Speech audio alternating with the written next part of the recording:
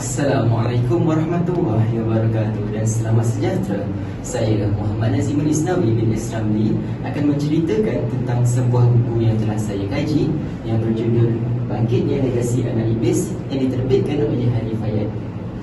Buku ini menceritakan tentang kronologi dan konspirasi yang berlaku di dalam dunia, sama ada perkara yang telah dirancang maupun perkara yang kelihatan seolah-olah semula jadi. Tuan-tuan dan puan-puan sekalian, izinkan saya berkongsi dua isu yang terdapat di dalam buku ini. Pertama, mengenai isu pandemik COVID-19 dan yang kedua, mengenai tragedi yang mengenaskan berlaku di Jepun. Umum mengetahui, COVID-19 merupakan wabak yang mematikan dan telah merenggut banyak nyawa, bukan sahaja daripada negara kita, bahkan dari semua negara. Pada awalnya, penyakit COVID-19 telah dijumpai di Wuhan, China.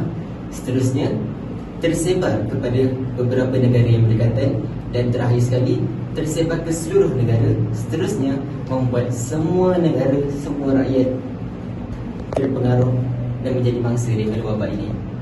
Namun, perkara yang menjangkalkan ialah pada dahulu kala terdapat juga beberapa peristiwa atau wabak yang berlaku seperti wabak COVID-19, iaitu wabak The First Cholerical Pandemic yang berlaku pada tahun 1820 dan The Spanish Flu pada tahun 1920. Apakah persamaan antara wabak-wabak yang saya sebutkan? Persamaannya ialah, pertama, wabak-wabak tersebut telah merenggut banyak nyawa. Kedua, wabak-wabak tersebut telah menyebabkan masyarakat harus memakai penutup muka, menjaga penjarakan sosial dan tidak dibenarkan keluar daripada kediaman kecuali apabila perlu. Tuan-tuan dan puan-puan sekalian, izinkan saya berpindah ke isi saya seterusnya. Isi saya kedua berkenaan tentang isu tragedi mengenaskan yang berlaku di Jepun. Tepatnya di Hiroshima dan Nagasaki. Tragedi itu merupakan tragedi mengenaskan di mana pihak daripada Amerika telah menjatuhkan sebuah bom atom kepada kawasan tersebut dan telah menyebabkan ramai rakyat sengsara dan meninggal. Tujuan daripada negara Amerika adalah kerana mereka ingin meramatkan peperangan dunia kedua.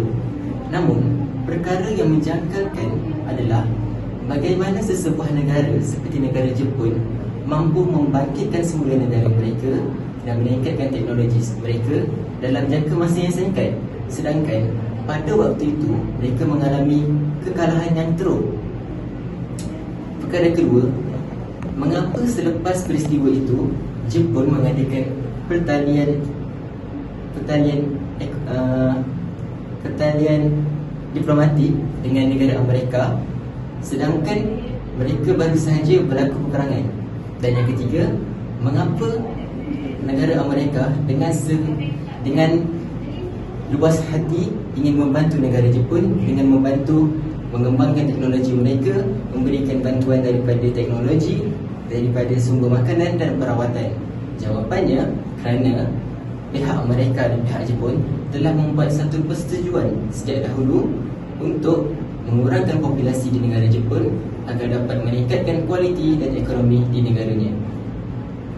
Tuan-tuan dan puan-puan sekalian, oleh itu, apa yang saya dapat simpulkan daripada buku ini ialah kita, terutama sekali sebagai umat Islam, haruslah tidak lalai dan tidak leka di dalam setiap perbuatan kita. Malahan, kita haruslah berhati-hati kerana mencegah lebih baik dari mengobati. Namun, tidak bermaksud kita harus gentar dengan ancaman mereka, kerana Allah SWT lebih maha berkuasa.